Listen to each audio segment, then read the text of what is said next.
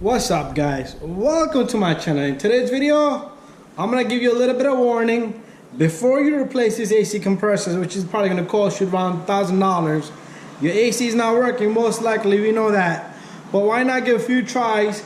If you check out my channel, I got videos on Honda Civics, Accords, a lot of cars. And this little guy right here is $11, and this guy right here is probably $1,100. So if you go to your mechanic, your AC is not working, what could be wrong with the AC system? Does it have a freon? Is the relay good? Is the fuse good? Do you have pressure in the system? Do you have power to the AC compressor? This one wire right here, red one right here, if you have a Honda Civic, this came off a Civic, oh I'm sorry, this came off a CRV. This red cable here go directly to the clutch.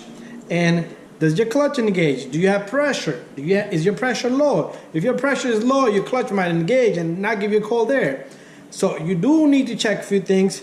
Before you replace this guy, I want you to stop, take 5 minutes of your time, go under the hood, look for an AC clutch or magnet clutch, relay, something like this. It's $11. You can pick it up in your local parts department, AutoZone, Pep Boys, and change it.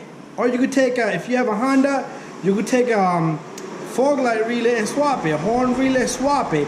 You can even put the AC on and tap this guy with something hard, or probably a wrench, or you could take a spoon from your house and hit it with it, and it might kick on. If you have your AC on blast and put the AC switch on, and you hit this little guy, your compressor might engage and start to give you cold air. That's a small test I done, came across that AC started to work. So, little bit of warning, guys.